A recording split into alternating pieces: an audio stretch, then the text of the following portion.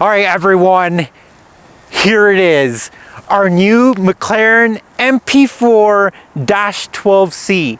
Now that's a mouthful for the name of a car, but if you're not familiar with McLaren, their Formula One car, I think the original one is called MP4. So I think the name, it goes to the homage of what McLaren is mostly known for, and that's Formula One. Now let me tell you something, guys. McLaren is also known for having one of the most expensive, prestigious cars in the world, which is the McLaren F1, the car where you sit in the middle and you drive, and it's one of the most expensive cars in the world. I think it's like $20 or $30 million, and it's a masterpiece.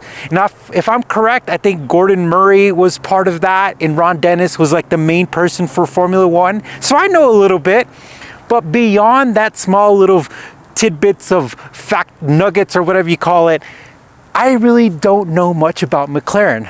All I know was that this is a beautiful car, and I just started doing a lot of research on them, and I started watching all the videos, and I started learning about the reputation versus the cars. And now that they're about, I would say 10 years, 12 years old now, it's safe to know what is up with them, meaning that they've gone through the paces. Everyone knows what the common problems are, the common fixes, where to buy the parts. Some DIYs are out there. But when I was searching, nobody has really dove really deep into McLaren technology. All the way to the point that I'm gonna feel like I'm one of those people who's trying to re-engineer it because I wanna learn more about the car. So fast forward, I live in Grand Junction, and there's not a lot of McLarens running around. There's only one, and it's owned by a really cool dude. I really like him. And now there's two of us, but I really didn't get to experience or really do a lot of hands-on research on this car before I bought it, except when I flew down, and the owner, Brendan, he took me for a ride. And let me tell you, when he took me for a ride, I was ruined. So I've had about 60 cars in my life. I know it sounds crazy. Most of that was when I was in the Army. When you're in the Army, you buy cars like candy, and it's crazy, and everybody has their addiction. Either it's cars, tattoos, women, or guns, or whatever. Mine was cars. And long story short, I've always had JDM cars, muscle cars, just something within that range. But I've never had like a serious supercar or a really serious sports car. And so when I went in a ride for this, it just shattered my whole entire existence of what a car was. Like, I was completely taken away. And if you follow the channel, you know what happened. A big storm came. I had to tell Brendan I can't buy the car, and I flew back, and Brendan was nice enough to say, if you're still interested in the car, I'll deduct the price of your flight back if you come back. And we did. And let me tell you, when I got the car and we drove it 9 hours back, and I have to say that I am super lucky because Elise and my son Max, they were behind me in a rental SUV, and we drove all the way back from Scottsdale. And this thing was really cool. I got a chance to go through all the paces and mess with all the buttons, because let me tell you, supercars are they're like spaceships. They have a bunch of buttons, a button for everything. It's very intricate, and it was really cool. But long story short, one of the things that I was worried about was the car leaving me on the road, because supercars, this is a supercar, are, I wouldn't use the word unreliable. I would say that they're specialty cars, and you have to make sure you take care of them as they are. You know, this is a 600 horsepower dual clutch supercar that's literally mostly carbon fiber and super intense technology. But I am just super excited because the 9-hour drive brought us back. Then we had the gang at Walker's Detail and detail it. And now it's really neat because Elise is getting her first drive in it, and it's a beautiful day. And we finally have time to introduce the car to the channel.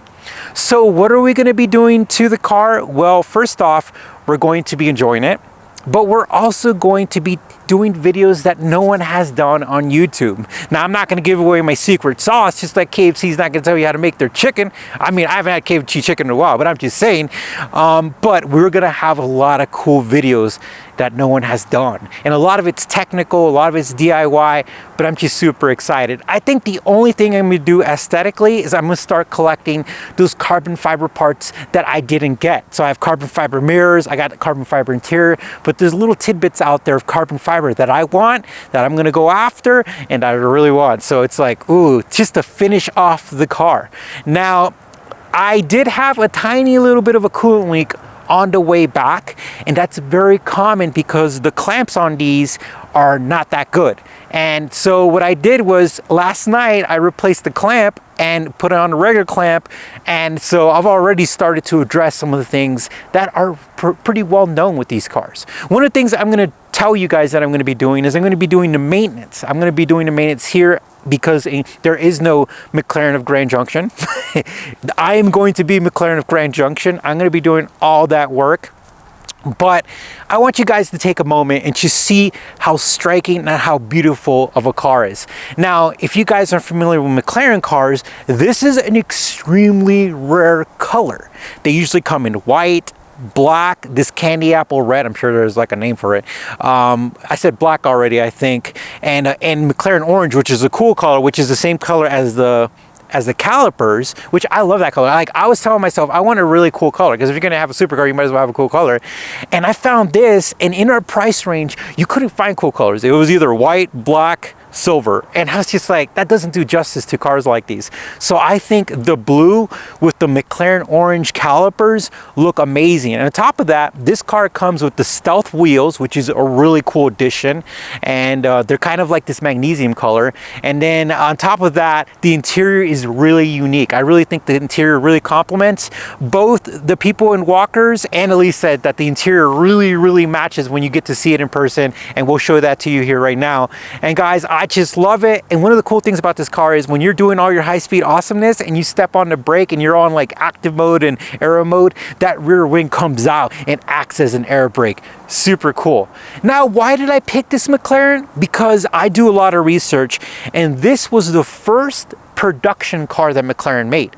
Now, the F1 really wasn't a production car. It was a limited, like, you know, double-digit car that they put out. I don't know how many they made, but it wasn't a lot.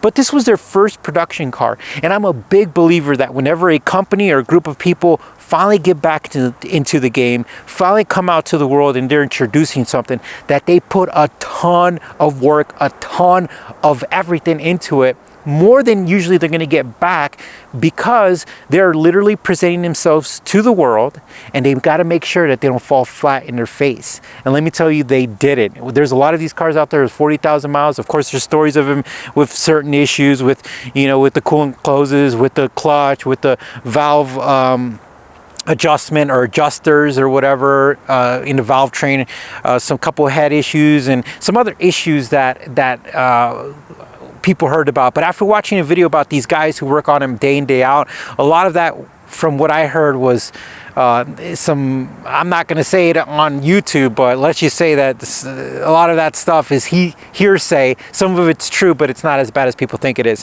But like I said, we got back, 9-hour drive in it. It's absolutely beautiful, and I can't wait to dive into it. Well, guys, thank you for watching. We appreciate it. As always, we hope that you guys had a great holidays, and that you guys have a great Happy New Year's coming up. And again, thank you for the support. And by the way, I think we hit 100,000 subscribers. Oh man. Oh, all right. We'll talk about that later on. All right, guys. Thanks for watching. You take care, and we'll talk to you soon.